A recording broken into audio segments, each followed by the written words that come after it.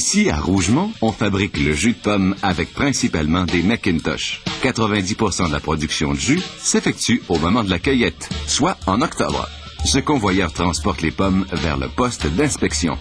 Pour éliminer les matières indésirables, les pommes tournent en sens inverse du tapis roulant, pour que les feuilles humides adhèrent au tapis.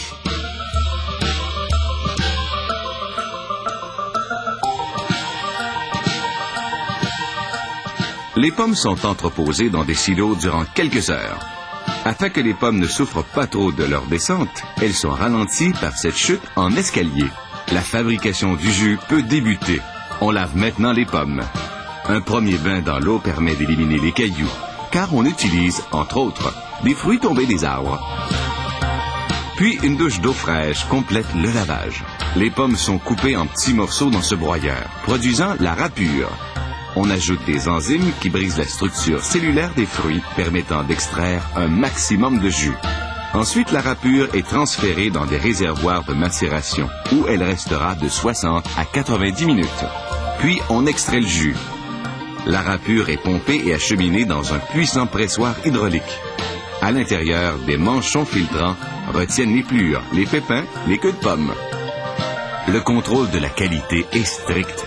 À chaque étape du processus de fabrication, on retire des échantillons de jus afin d'évaluer la qualité et de s'assurer que les paramètres de fabrication sont bien respectés. On filtre le jus une première fois. Les toutes petites particules indésirables sont retenues par ce tamis. Le processus de fabrication est continu. Le jus coule d'une étape à l'autre par l'intermédiaire de ces immenses réservoirs. Prochaine étape, la pasteurisation. Le jus entre dans cet échangeur à 22 degrés. Il est chauffé à 88 degrés, puis est refroidi à 50 degrés. On ajoute des enzymes pour hydrolyser la pectine, ce qui facilitera sa seconde filtration. C'est le processus d'ultrafiltration. Les membranes du filtre possèdent des pores microscopiques qui retiennent les particules. Le jus de pomme a été parfaitement filtré. On vérifie maintenant sa limpidité, sa saveur, sa couleur et sa teneur en sucre naturel de fruits. Puisqu'on produit le jus en octobre, il doit être conservé durant toute l'année. Une partie de la production est emmagasinée dans cette salle d'entreposage stérile, en attendant sa mise en bouteille au cours de l'année. Chaque réservoir peut contenir 110 000 litres de jus filtré. On n'ajoutera aucun agent de conservation. On passe maintenant à l'étape du remplissage des contenants. Ces petites boîtes à boire sont remplies à une cadence de 100 contenants à la minute. Les boîtes sont scellées hermétiquement.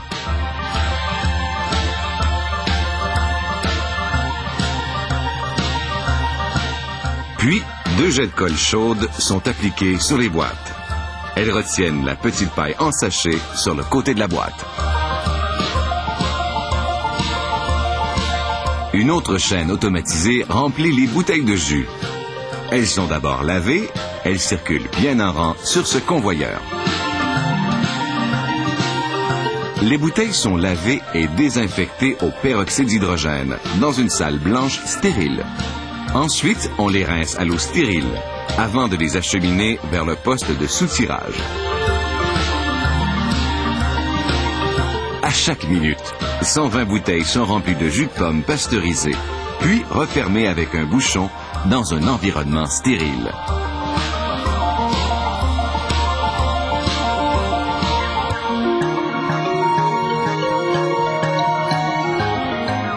Les bouteilles sont ensuite étiquetées et envoyées à l'expédition. Chaque année, entre 20 000 et 40 000 tonnes de pommes sont ici transformées en jus. Grâce à sa parfaite conservation, on peut déguster un excellent jus de pomme en tout temps.